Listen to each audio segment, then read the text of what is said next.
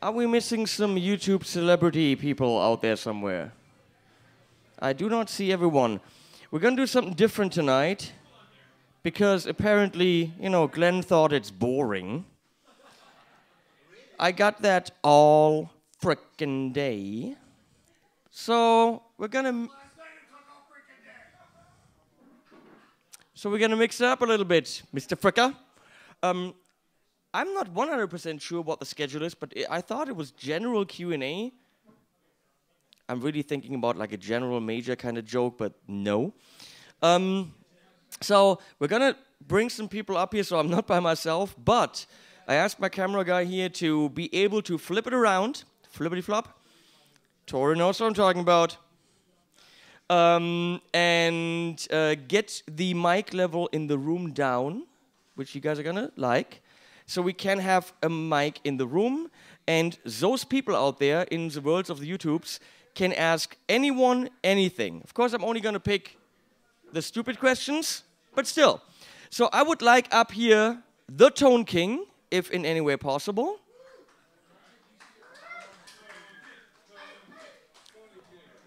I would also like up here Phil X, if in any way possible. He's still out there doing stuff, you know, why be hitting here with us? Pick whatever you want. So, and because he's new to the game, and that means he doesn't know how this is played, he just arrived today, he needs to be punished badly for that. Yeah, dude, you came in late to the party, now we're gonna make fun of you. Come on, come on. And I would say his full name, I still don't know how to say his last name, so this is Moracchioli. Leo. Moracchioli, Leo. Yeah, look at the fucker. Getting all the way over there. I don't want to sit next to the German. Well, someone will have to. Well, let's get Tom Quayle and Phil X up here.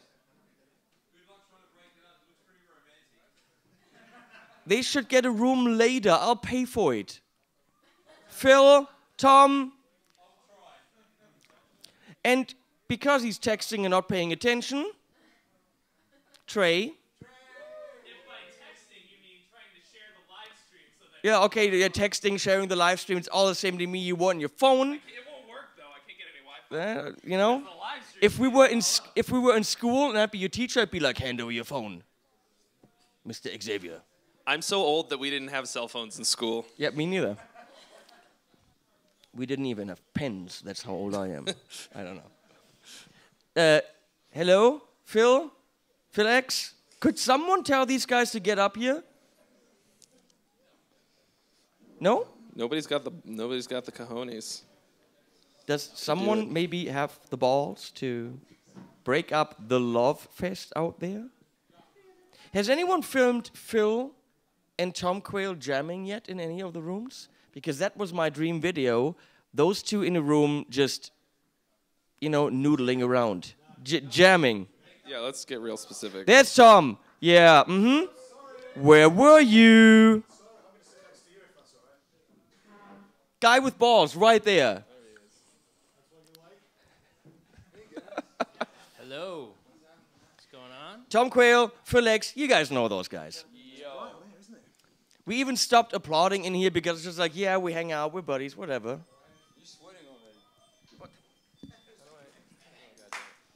So, what are we doing? Ask that again. What are we doing? Nothing. So the idea is we'll just fill up the stage because we have a stage. It is general Q&A. And I want to involve all these people as well. All these people on the YouTubes. There's more than these guys. Let me see who I see right now. There's Pixie Licks. And there's the guys from Clones. They can answer things too. And there's Jennifer James. And there's Jason McNamara. And there's Robert Bacon. If you text ethereal again or comment ethereal. Look, he's on it, isn't he? Look. He texted me 2 minutes ago. And he just wrote ethereal. Say it again. Ethereal. So who else do we have? Oh, Glenn. Yeah, we're going to make this interesting. Who else do we have? Any YouTubers? What Tor accounts? And there's Dan and Mick way back there. And Mary Spender. And Guitar Nerds. And Pedals Fusion, I can see those guys. There's Martin Miller. Don't hide, Martin. People can ask you about Ligi Friedjeven scales. I don't know guitar stuff. That one has a sharp everything. Sharp everything scale. Sharp the root. Sharp root scale. Okay. Glenn Fricker on bass tonight. That's a suggestion that I very much support.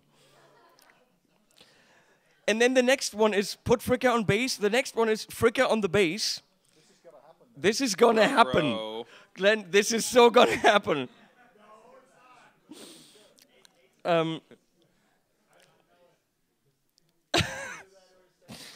Then people from here, of course, are asking things again. When's the next Drills album dropping? February. I'm hoping February. February. It's not a funny question at all. Leo, how excited you be at GuitCon? That's not a question, people. Are you excited? I'm gonna make it one. Are you excited to be at GuitCon? Of course I am. There you go. Wow, this is really wow. Weird. Glenn Fricker on bass tonight. Fricker on bass. He's not even up here. Well, we said anyone, and we have the camera down there. Put it on Fricker. Keep it on Fricker all the frickin' time. Who's the useless now?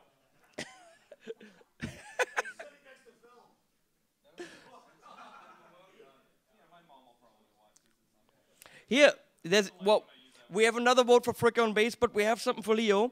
What pedal would you use to turn a low gain valve amp into something high gain?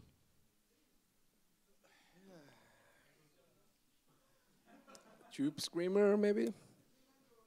Just easy. Okay, anyone who disagrees with this? Stefan says Metal Zone. Anyone who disagrees with that?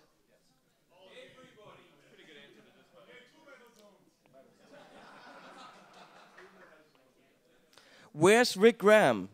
Does anyone know where Rick Graham is? I have no idea. No idea at all. We should call him and find out where he is right now. Anyone got his number? Tyler has his number probably. Yes, Tyler Larson's also here, by the way. Music is win. Tyler, find out where Rick is right now and let us know. Okay. This is so awesome. I'm sorry. This is totally awesome that we are capable of doing this. Put Glenn on bass. He's where he always is. He's preparing.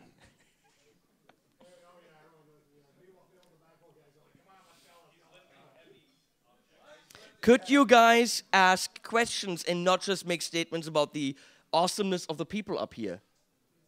Do you guys want to know how awesome you are? Because I can read all of these and tell you how awesome you are. Yeah, do it. Well, there's nothing about you there, Trey. Sorry. Damn it. I gambled and lost. More things about Phil and his big knobs. Wait.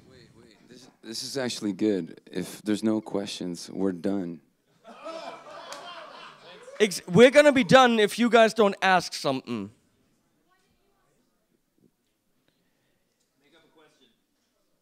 Okay, here we go. Not a bad question. Who in the panel has tried? Who on the panel has tried a Harley Benton guitar, and what did you think?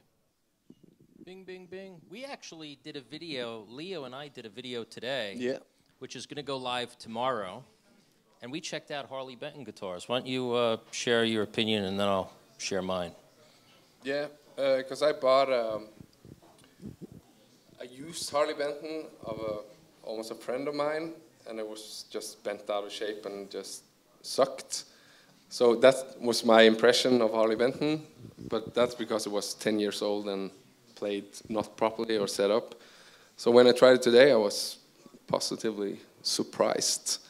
It looks great, and for the price, it's almost like like a painting you can put on the wall because it's so cheap.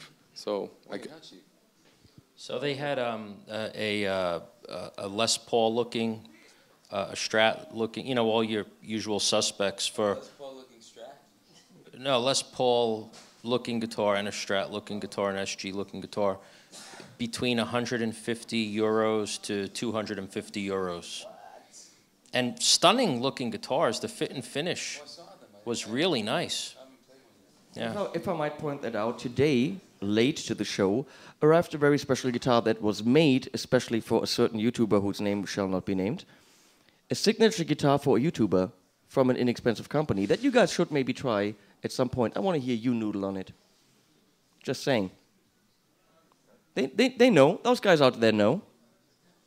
I'm not saying more than that. They should make we're going to make 42 of them.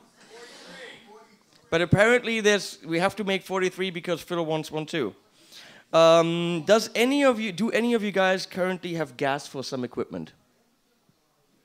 Only always. Yeah. He wants to know if any of us have gas for gear acquisition syndrome. Dude, we've just eaten a load of meat. Zoom in, not on what you think, on the giving you gas right there. Because It's a bad thing for a German to say. just saying. Is there... The thing is, like, alleviating your gas is always a temporary thing. You get, as soon as the box arrives at your house and you open it up, whatever it is that you've ordered, it's gone. And then there's a slow build up to having it again. But what's your slow building up to? Currently? Yeah. The Seymour Duncan power amp. What's it called? Power Stage, I think. Real cool little 700 watt solid state power amp that's supposedly it's very flat. It's good for modeling amps, but just the compactness of it and very high powered, because I want my rig to be just like this big. I am a lazy man, a lazy fat idiot, and I love compact all in one thing. So I've got my AX8 and I get to have this little power amp, and that'll be that. Show up to the gig, plop it down on somebody else's cab, plug it in, and then I'll wait for everybody else to get their shit set up. I'll go and have a Sprite. That's all I want. He's really rock and roll. Sprite is delicious. You're going to wait for your gas to build up and then have a Sprite. Yeah. This is on YouTube forever now. Yep.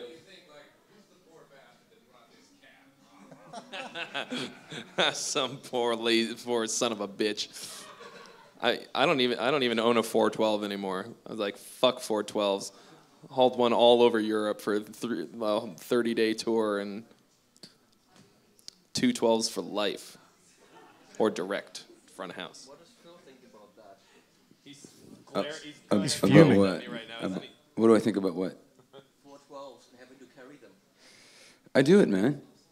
I do it. I have a truck for that reason, with the lid, so the 412, a couple of heads, and 4 guitars can be in there. Nobody knows what's in there. I don't wash it ever, just so people don't think it's a nice truck. And so far, it hasn't been broken into, so that's really cool. But no, I will hump a 412 in the ass. No, I'm just kidding. I will hump a 412 4 flights of stairs if I have to use that. I have to say there is nothing like turning up. I heard there was a Plexi video being cut earlier, and if you've never experienced the full-on 100-watt head going into a 412, or even a full stack for that matter, it's the difference between going on a roller coaster versus sitting in a roller coaster simulator. Wow. And I think that's one of the things that you lose in the compact setups, is the experience of really turning an amp up. You know. I have a very clever question here from Kimil82. What is Phil's license plate? was going for Phil fucking X, but it's too many letters. And no, I don't. Nothing special. Because then the truck will get stolen.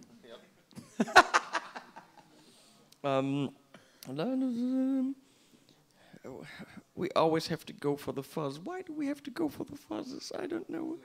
Favorite fuzz pedal or no fuzz at all? No fuzz at all. Mine would have to be the Velvet Fuzz.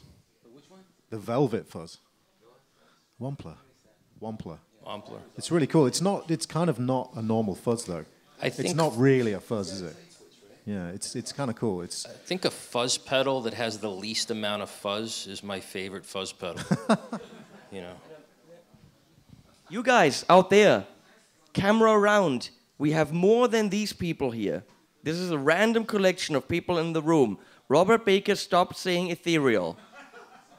Robert, give this guy, hand one of the mics down there. These people need to participate here.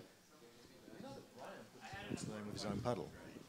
I want to do this one. You got it? Yeah. No, he pronounced it wrong too. You've missed this, Hennig. Robert Baker asked probably the best question we're going to get the entire event. Trey, on a scale... I can't even do it without laughing. Trey, on a scale of 1, how sloth lazy are you? Put the microphone in my hand. Hold it up. 1.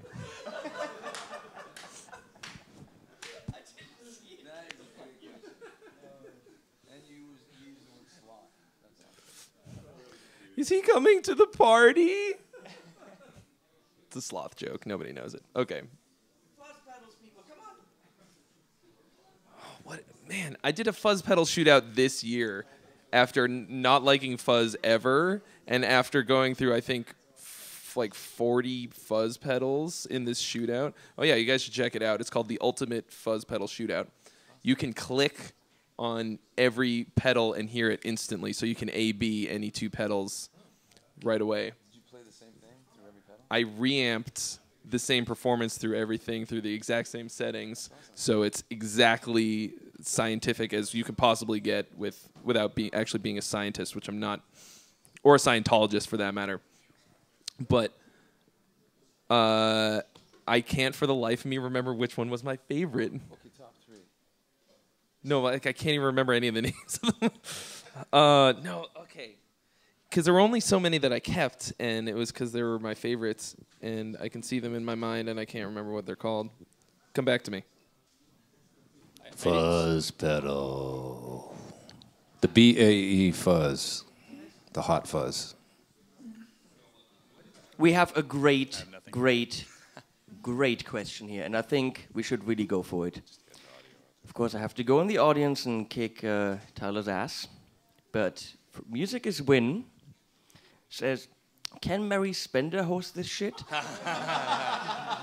It's time to make live streaming great again, and I think he has a point. Where's Mary? Mary, could you please replace me? Mary. I think this is a very good idea. It wasn't mine. I give you my phone. Any porn you find on here is not mine. Thanks. Oh my god.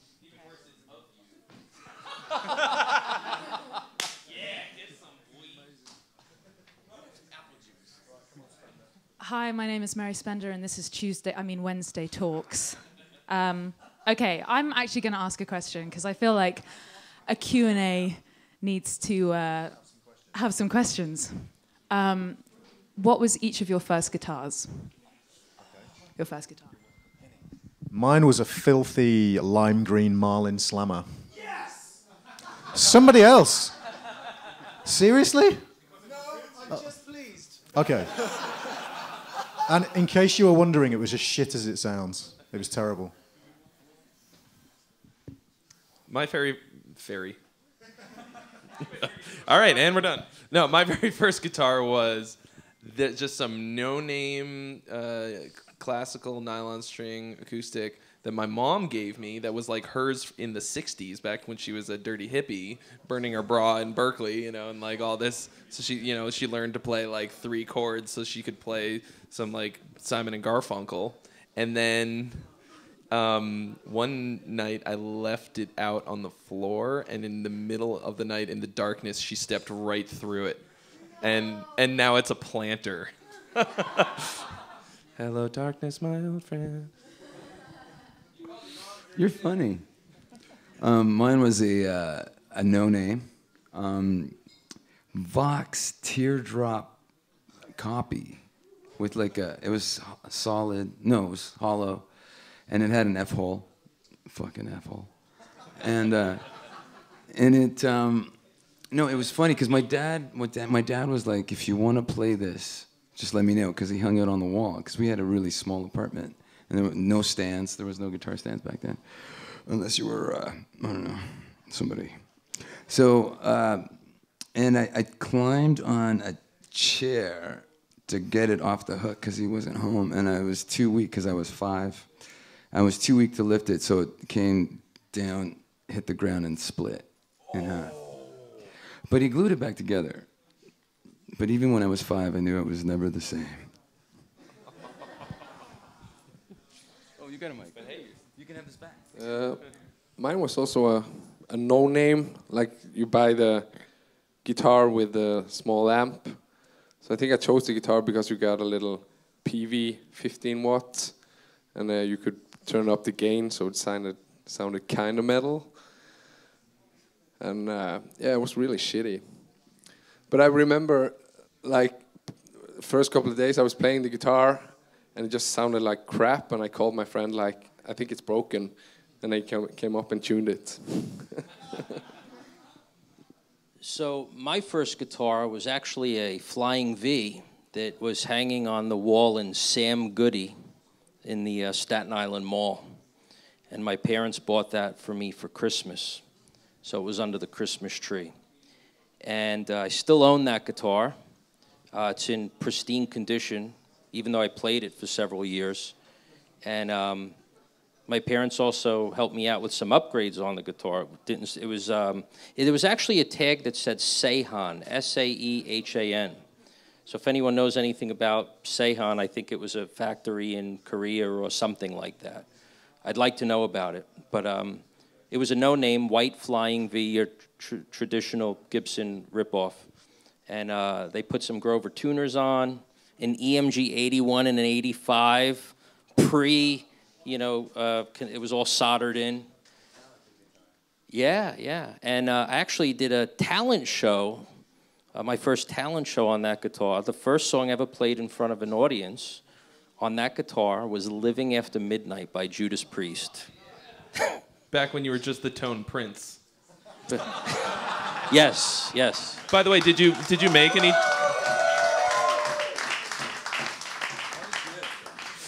Did you make any tone prints with TC while you're here too? Did I do what? Did you make any tone prints with TC Electronic?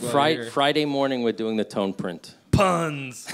Sorry, I've interrupted a lovely story. How old were you when you first got this guitar?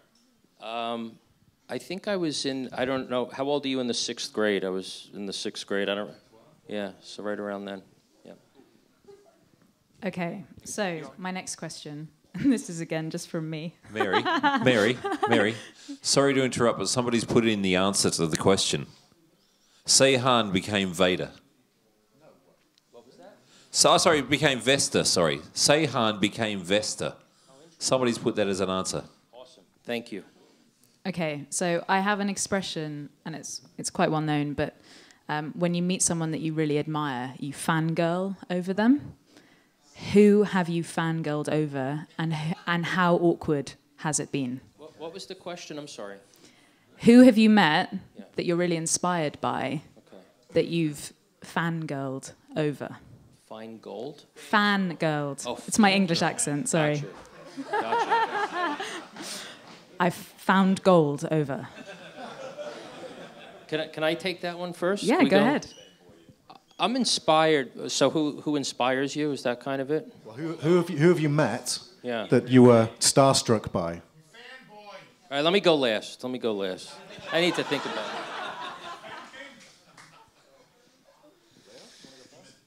it. I'm a real big Pantera fan, and I went to Oslo one time to see them.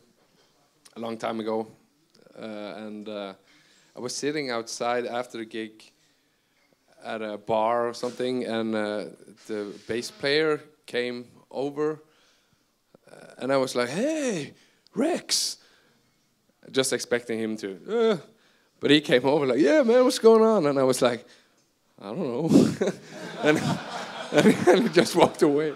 I was like, "Yeah, that's cool."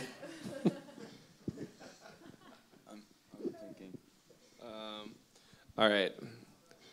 I played guitar for probably 4 years before I heard Dream Theater for the first time, and then it was, that was the band that, like, John Petrucci was the first time I was like, oh shit, I need to start practicing my instrument, like, seriously.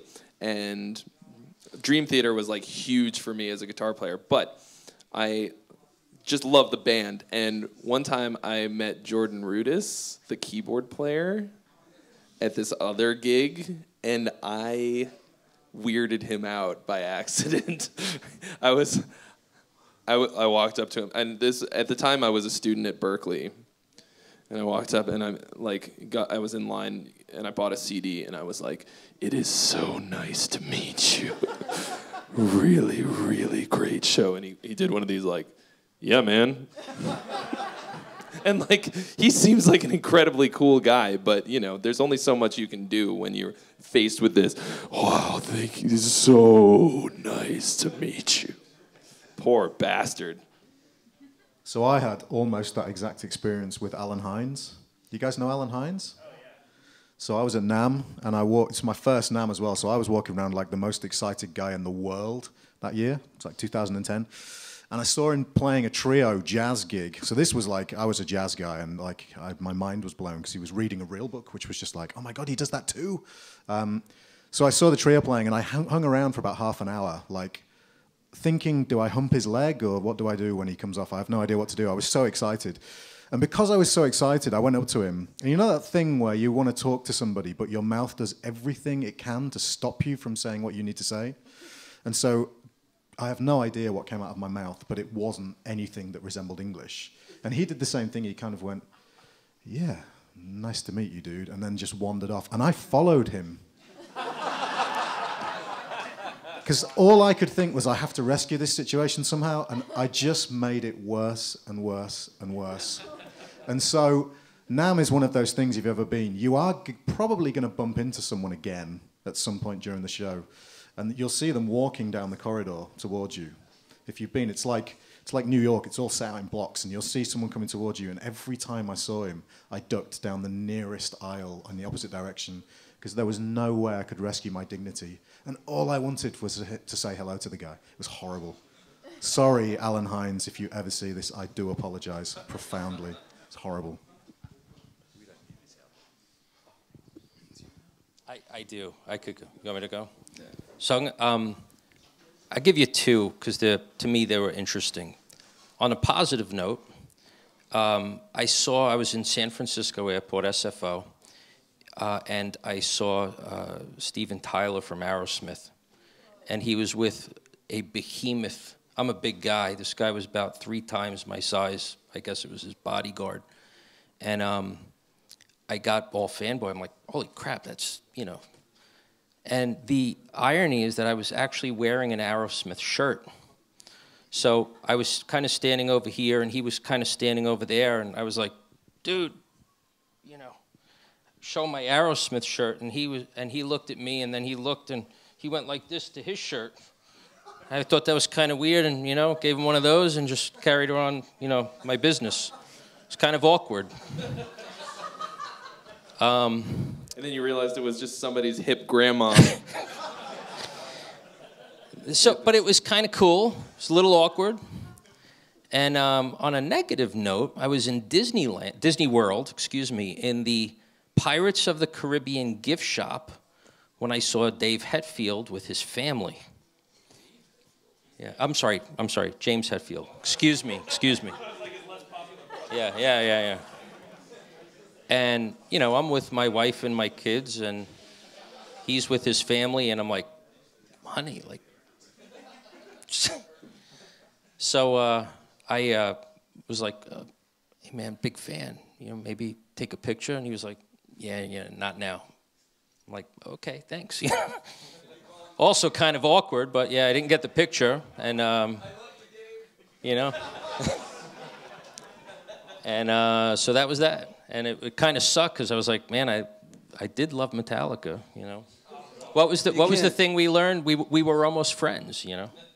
You can't really do that. The funniest thing about the fact that he just said Dave Hetfield is about 5 minutes ago, somebody wrote a comment saying, the Tone King is more metal than me. I don't know. Is that good or bad? I don't know. Well, the fact that you got Dave Hetfield instead of James Hetfield kind of makes you not really very metal. There you go, yeah. Good point. Mine was, you'd think it'd be a guitar player, right? But it wasn't. It was Chris Cornell. But I was in the studio with Chris Cornell. And it was one of those moments where I tracked the basic guitars with, I think it was Josh Freese in the studio, and he didn't come in. And then I tracked all the guitars the following day, and he didn't come in. But then they called me and said, hey, can you come in on Tuesday at 8 o'clock? So Chris wants to be here when you do the solo. And it was like, what the fuck? So I go in, and Chris, he was sitting on the couch. And seriously, I was like, almost mortified. I was like, oh my God. And he didn't stand up, he just shook my hand, and I picked up a guitar.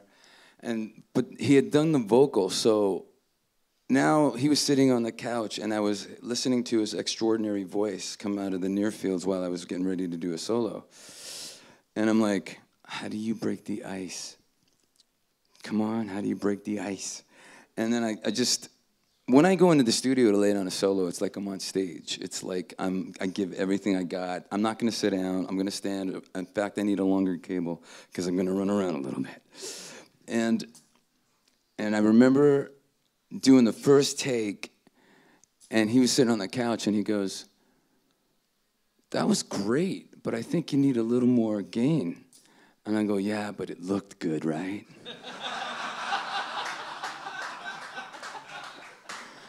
And he laughed too, so that was really cool. I thought, okay, I broke the ice, yay!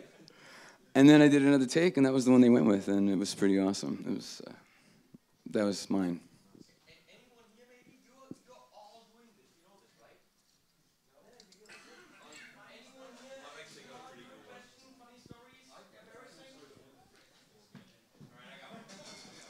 I've actually got a good one for all the metalheads in the room because I love metal, as you all do. In May this year, I went to the Megadeth and Anthrax concert in Tokyo, and Willie G, who's Dave Mustaine's guitar tech, is a really, really, really good friend of mine, and I'm friends with Kiko Loureiro as well, who plays in the band now. And I've known the other guys for a bit, but I'd never met Mustaine before. And I was backstage. I had a working pass, even though I wasn't working. I'm lucky. I know people. Anyway, and Dave Mustaine walks past, and I'm like, oh, shit, there's Mustaine. What the hell do you say to Mustaine? Because we all know he's got a reputation for being himself, which is fine. And I'm standing there, and the only thing that could come to my head, and I mean, I've met everybody. I know so many of these dudes, and with him, it was just a bit weird because there's always that pressure. It's Dave Mustaine. Don't mess this up. And I said to Dave, it's good to meet you, and I just want to say thank you so much for remaining yourself and being metal, and it's great. It's really cool. You know, you've done all this stuff, and you've just always remained you. And he looked at me like he didn't understand what I was saying. And I was like, well, I didn't say that because I wanted to suck your dick or anything. And he looked at me even worse. Like, I think he actually thought I said that I wanted to suck his dick, and it was the weirdest, most uncomfortable thing ever.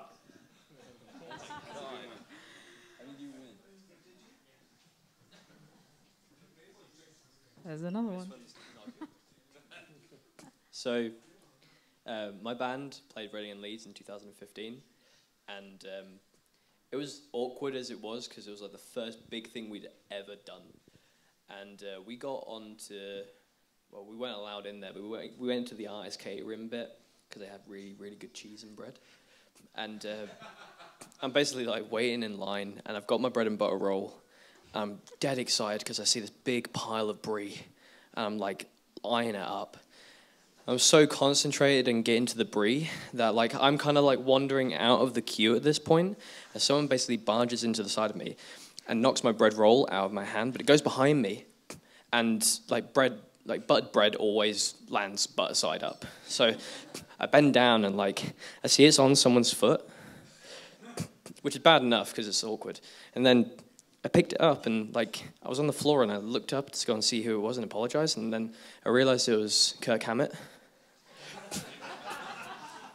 So like I didn't know what to say. I couldn't apologize, so I just asked him. I was like, "Did you want this?"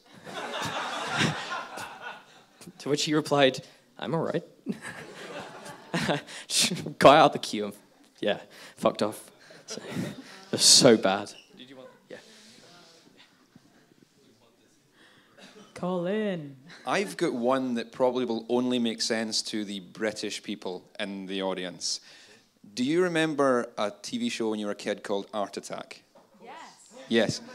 I met Neil Buchanan, my absolute hero from childhood. Now, this is the best one yet. Now, what you may not know about Neil Buchanan, you probably do, is that he used to play in a new wave of British heavy metal band at the time when like Judas Priest and Dire Straits were going out. He toured with all of them. And after he didn't make a success in that band, he went on to do children's television and did Art Attack, which was an art show where he, showed you how to make stuff and paint stuff and build models and all that sort of thing. And he would do a thing in the show, The Big Art Attack, where he'd get a massive area, probably like a field, and get all these objects, and he'd make a piece of artwork with this and have a big overhead camera. It'd look cool. So we found out that he was back in his band Marseille, and they were touring, and they were playing Glasgow. And we were like, we've got to go and see him. So a few of my friends, we went out, and we're standing outside the venue waiting for them to load in because we're going to meet him and all that. And we thought, what would be really cool is if we just made a big art attack on the ground with the objects that we had with us. And we had basically nothing. We had some shoes and jackets and a bag. And what can we make? So we made a snail. We'd managed to coil a jacket into the shell and get the snail and the stalks and the eyes. And I thought, right, we've got a fairly decent looking snail. We've got our shoes off, all this, standing in the middle of the street, waiting for Neil Buchanan to turn up. So they're all loading in, and he comes up, and we go, Neil, what do you think of our big art attack? And he looks at it and goes, that was shit, and just kicked it and walked off. No, but to bring it back, he did then come back and speak to us, and he was the loveliest guy. So he's not a horrible person. I don't want you to break your childhood. He was lovely. Yeah, don't ruin my childhood. Okay, so next question. If you could become a Frankenstein of guitar players, so your right hand was one guitar player and your left hand was another guitar player. I have taken this from the interwebs, so... Can I go first? Yes. I want Tom Quayle's left hand. Crowd pleaser. Get a knife. Actually, I have a funny story because Bumblefoot, you guys know Bumblefoot, was doing a gig in Glasgow, and he sent me a picture. I think this is what it was. I was a bit confused, but it was like a thumb in a glass on a bar, and he said, basically, that's going to be your thumb the next time I see you. Which was pretty cool to have that from Bumblefoot, so that's pretty cool. Anyway, who was your right hand? I think I'll keep mine. Hey. Nice. Only because it'd be hard to get two completely different human hands to work together for at least 3 years. Yeah, that's true. So if I just start with your left, I think I'll be okay in about 4 months. Okay, I need some time to think about this. No time, go! Somebody... No time, go! Better say me, man. I'm just kidding. I might keep... No, hang on. I want Holdsworth left hand and Holdsworth right hand as well. That'll do me. But then it's not Frankenstein. Oh, no, that's true. It is if they're on my body. Okay, I will have... Let's have a think about this. Kirk Hammett's right hand. I'll have Kirk Hammett's right foot. I didn't say anything bad. You thought it. I didn't say it. I will have Frank Gambale's right hand. That's a cool one to have. Yeah, that's a very cool one to have. All right. Who's the...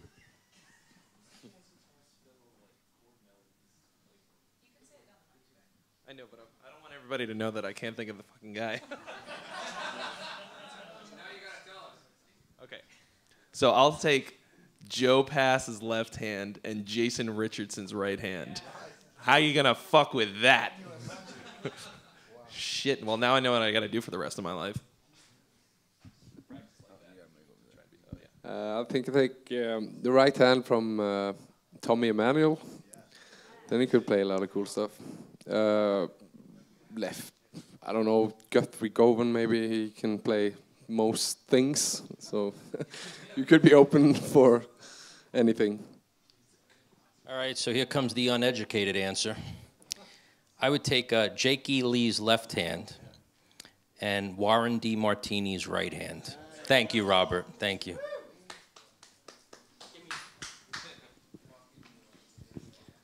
I'm going to go with John Mayer here and Steve Morse here, because that would be really weird. I don't even know if that works together, but... It will work. We wouldn't have That's the sync, rule. but it would still be cool.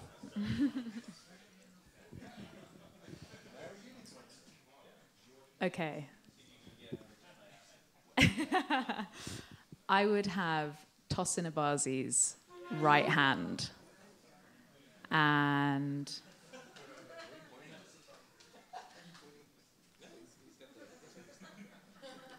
I can't say John Mayer now because it's already been said, but Henning beat me to it.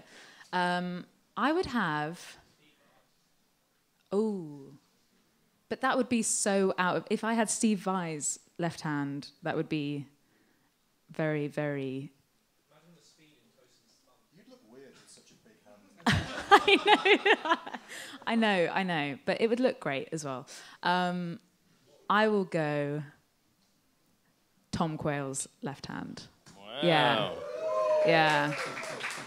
Because I was very honoured to get to jam with you. I'm just fangirling over you now. That's stupid. Fangirling over all of you. Is it really awkward? This can be your new awkward fangirl story. Yeah. I don't actually have... Actually, no, I've got plenty of awkward moments, but we don't need to go into that. Okay, actually. So there's another question about... so it's kind of based on the BBC Radio 4 programme Desert Island Discs. But I think we'll change the answer, and it's like, what would you take to a desert island, guitar and amp-wise? So you could have anything, but you could... Oh, really? I was listening. But does it apply to... We've got new people here. So, have you answered this already? No.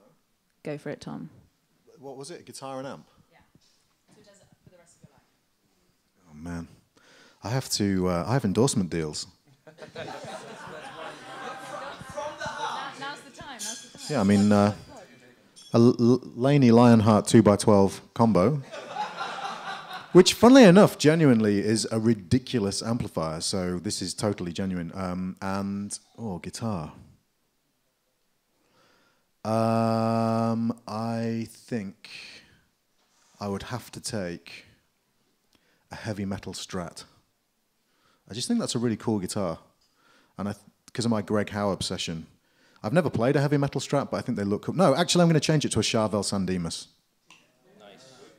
With a quarter sawn maple neck. Good choice. That's a great guitar. I'm not cool enough for it, but I reckon I could pull it off on a desert island. Nobody's watching. Exactly.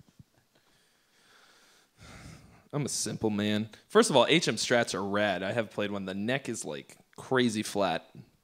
They look just awful. The color, the shade of green that you could get on those was horrendous. But I love my Kiesel TL70.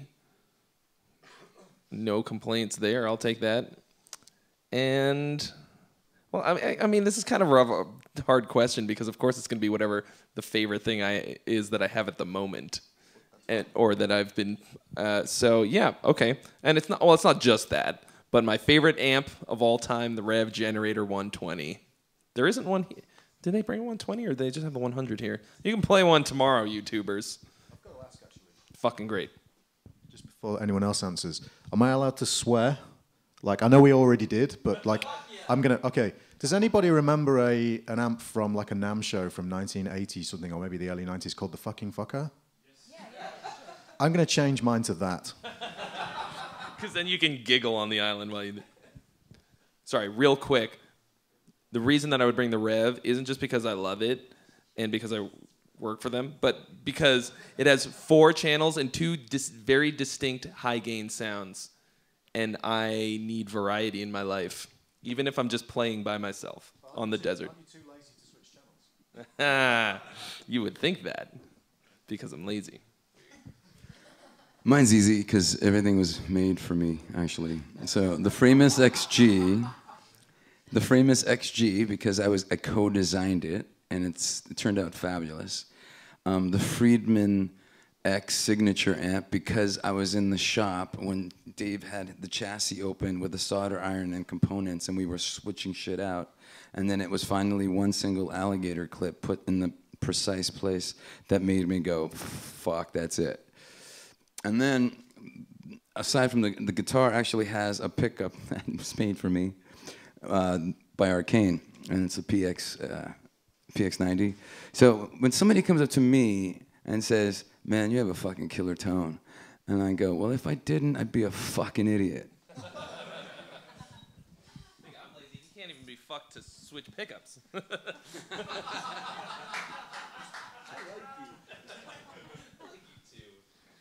I think I would need variation, so I would probably go for something like Variax or something, just so I could get different tones, and like either a Kemper or a Helix, just because I want different sounds. I wouldn't just want one amp and one sound the rest of my life on a desert island.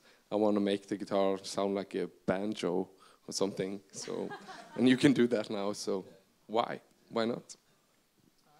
So I'm going to go a little off the beaten path here. I would, during the heyday of the rack era, that was very exciting. So I would go with a Mesa Boogie quad preamp with a either a Carvin T100 or a Mesa 5050 power amp, a Rocktron Intellifex, and a Marshall 1936 stereo cabinet, and a Charvel Model 6. That's what I would bring on a desert island. All right. What would I take to it? Okay. I felt like as host, I shouldn't be that egotistical. I would take, I was very lucky and I played a Fender 1956 Strat last week, and I'd probably have to take that just so I could brag to myself that I'm playing it. And then I think I'd go for like something ridiculous, like an orange TH30 with just a mass of cabs, and I'd take that because it's my rule, so it's my game. Okay, so trying to get out some more hilarious stories from you all. What was the worst gig you've ever played, or like what was the worst hilarious moment at a gig you've ever played, or most embarrassing moment?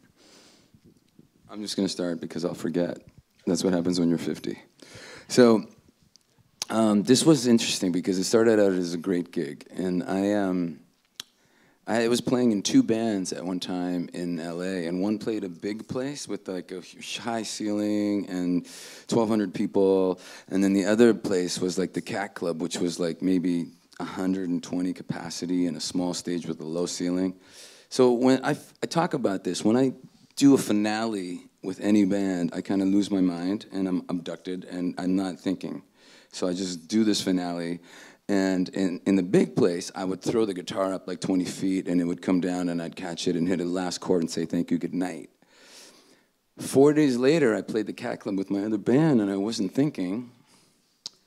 And I'm like, I better not, I'm throughout the set, I'm going, man, I better not throw the guitar in this place because the ceiling's like right there. So, but I lose my mind because it's the finale, and I throw the guitar up, and the heel goes into the ceiling, and the guitar ricochets into my face. Headstock first, cuts me here, and the adrenaline's pumping, so I don't really understand what's happened. So I put the guitar back on, and I'm hitting a chord, and I feel something trickle down my face. And I look at my bass player, I'm like, dude, am I bleeding? He's like, yeah, we should stop. Then the thank you, good night. Then emergency. Then they don't use stitches anymore, so crazy glue. Flesh adhesive, healed nicely. I'm okay now. Shall I go next, or do you want to? Okay. So I did a dep on a big band gig. So mine is way less rock and roll. So yeah, I did a dep on a big band gig, and they were always really difficult gigs because you're reading everything. And so I turned up and was told, this was a band called Niger, which is a national youth jazz orchestra, which is quite a big deal in the UK. And I turned up and was told we'd have at least 2 hours of rehearsal. No rehearsal. And then they said, you need to wear a Niger jumper. So they gave me this jumper, and it was like, I was really skinny at the time. And this was an extra, extra large. So I rolled the sleeves up, and they were like out here. And I was playing a 175, which is a big guitar. So by the time I'd put this jumper on, I was playing guitar like this. And the guy, the band leader, hands me the pad of all the charts. There's probably 150 tunes in there, and they're all out of order. And they all look like bird shit on the page. And they've all got handwritten things on, and you can't tell what's what, and all the chord symbols are bizarre. Like, nobody's ever seen a chord symbol like this before. And the band leader, the curtain goes up, and he goes, number 56. 1, 2, 1, 2, 3, 4. And I'm searching for number 56. And eventually I find it, and it's like all the horn lines are written out, and I'm supposed to be doubling all of this stuff. The solo changes are ridiculous, so I kind of fudge my way through that one, and I'm stressed, and like I'm out here playing guitar, and I'm playing through a Fender Twin, which is a loud amp anyway, probably as loud as the big band. And after the second tune, when I'm super stressed and sweaty, someone pushes a boost pedal in front of me and says, you know, the next solo you take, we can't hear you, so you need to push this boost pedal. And so my solo comes up, and I kind of fumble around and hit this boost pedal, and suddenly I am loud enough to take the roof off the place. And you've got like horns galore sat next to me, and the drum kit, everything, and you can't hear anybody except me. And of course, in that scenario, you play the worst solo you've ever played in your entire life. And at the end of the gig, and actually I heard 2 people on the front row. Like on jazz gigs, you get the super like jazz kind of police sat in front of you, and I heard 2 old people turn around to each other and go, that guitar player's got no idea what he's doing. And they were right, of course. And after the gig, of course, the major irony of this whole thing was that 2 of my parents' best friends were sat in the audience and said to me, yeah, that was really good. Would you like a lift home? And it was an 1.5-hour drive, and I had to sit in the back of their car, and all I wanted to do was curl up and die, and all they wanted to do was talk about the gig and politely tell me how fantastic this was. And it was the worst experience of my entire life. Awful, awful gig. So there we go.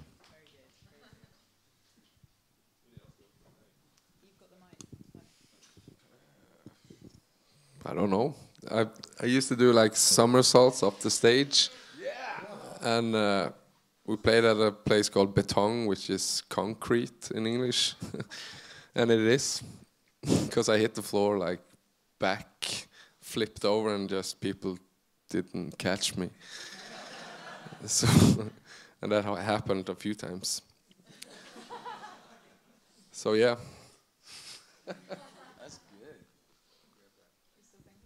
So it's funny, you mentioned about having some family at your gig. So I used to play in a band called Sweet Mercy a long time ago.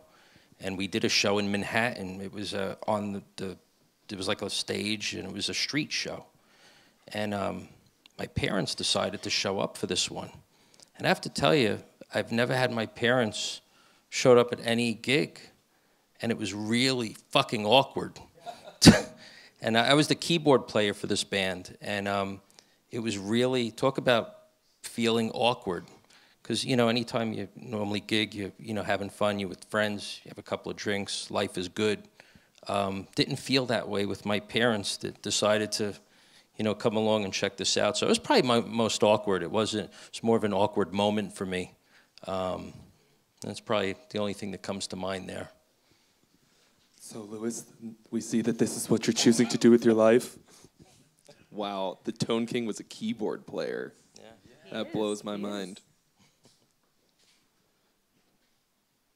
I haven't like really done enough shows to like do like the real good fuck ups.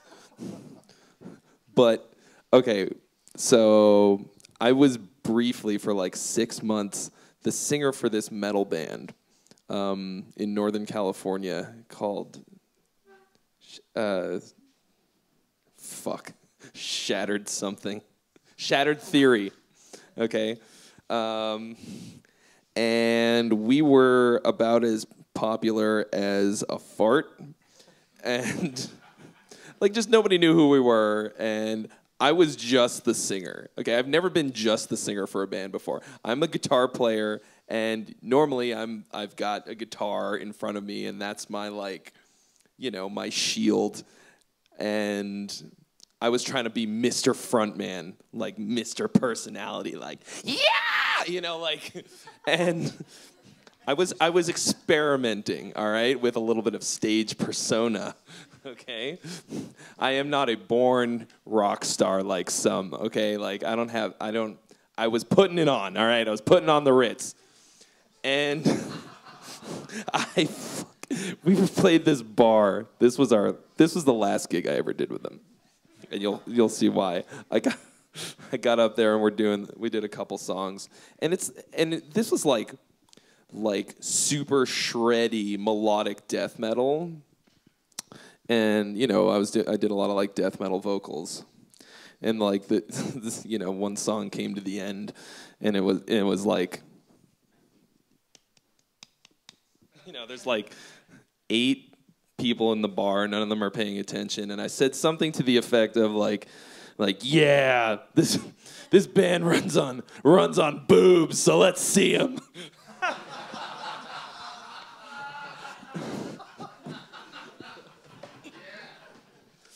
You're not, it's not rock and roll to ask to get flashed by girls. They're supposed to just do it. You're supposed to inspire it in them. Wow, if the silence from 8 people could have gotten any more silent, that's what it sounded like. It was unbelievable, and I felt like a giant fucking idiot. So don't ever do that. Learn from my mistakes. I'm gonna share mine too before I have to kick some of you off the stage. You think 8 people is bad? Wait a second. My first gig with my first band where we did original stuff, it was a hall about 8 times this big.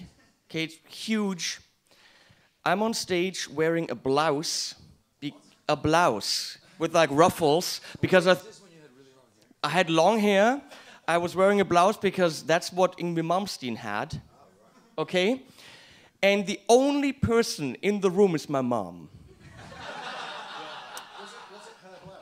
It was not her blouse, no. But this is a true story. We were on stage, and it was my mom. So 8 people, dude, we didn't have that many. Really. I did not do the boobs thing. No, okay. So I did not. No. But she probably would have done it. Just to please, my mom is that cool. She might have. Yes. So I'm going to ask. I just want to support you, honey. You off to the stage, and you 3. I want you and you to stay here. Wow. Okay. You too? Yeah. Am I in trouble? Oh, thank you. You might possibly be in trouble. So you talked about your amazing guitar with your amazing pickup. Which it is. It is a freaking amazing guitar. I mean, it's a tree trunk of a neck, but that's what you wanted, and you know what? They built it for you. So I just wanted to remind me of when No, I'm just kidding. Right. Welcome to GuitCon, This is the kind of content that we like.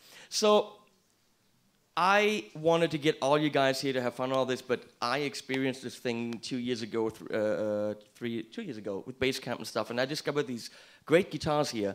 And I was hoping that some of you, we all have our preferences, also maybe find out, hey, framers, not too shabby. So this guy over there found out frames, not too shabby. Also found out that this guy over there kind of sounds good with the frames, which is not too shabby. So this guy over there goes to the big head honcho man who's somewhere here. Is Hans-Peter here somewhere? Hans-Peter? Hans-Peter? Hans-Peter? He's outside. Why is he outside? Because I'm in here. Okay, I get that.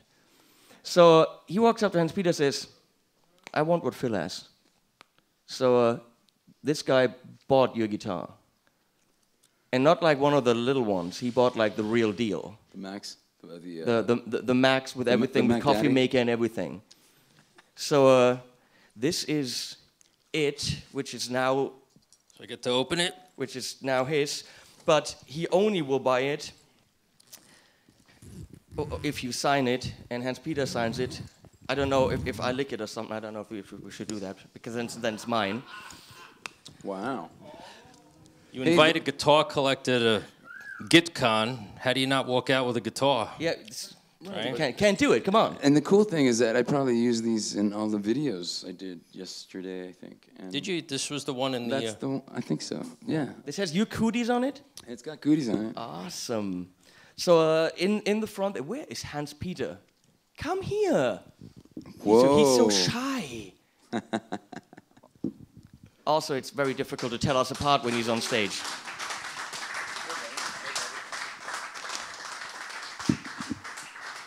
So I've been told that in the front there are some Sharpies. Okay.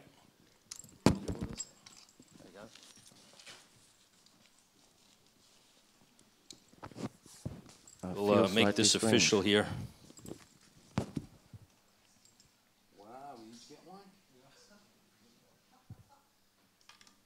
They look like you stole them from my office. You have a black Sharpie? No, Marcus, we're not going to sign it in black.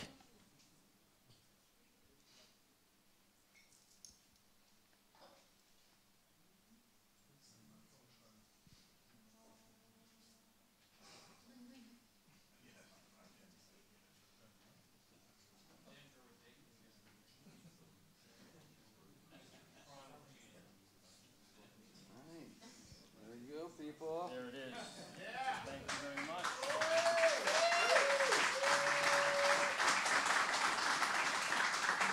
And there is more. We're going to get this crap off the stage. Even though I promised that Mary and the pedal show guys would open up, but since this happened, we're going to have Phil start the jam, and Lewis is going to join him with his brand new guitar. Is that cool? Okay, so we'll do this. Everyone out there in YouTube land, stay tuned, as one says, for this magic occasion, and then many more people will come on. I have instructed Dan Steinhardt to make it happen. I'm putting you on the spot, Dan, for you guys to be up here with Tom Quayle. If Tom Quayle leaves, it is your responsibility to stop him from leaving. Because I want Tom on the stage. I want Pete Thorne on the stage in some form or other. Possibly with Tom Quayle. We have Martin Miller here. We want the flying finger people. Okay? No one leaves before you guys have been up here. I'm not making videos every day. I can walk around, kick your asses, okay? We have 2 more days for me to kick your asses. So I want these people to be up here. Please. Stay tuned. This is going to happen. And can I drop this? No. I'm not cool enough to do this. I'll put it down.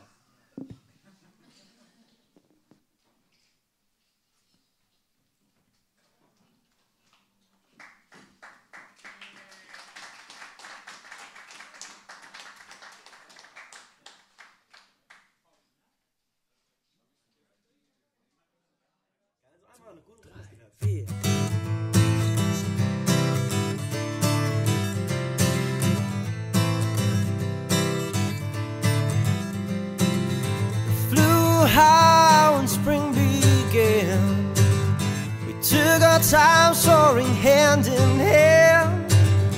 When you're young you will make mistakes, but I'd do it again for your sweet as cake. I love a world that is good to birds. I love you so much it sometimes hurts When we glide, it is hard to frown. You lift me up the ground, don't wanna come down.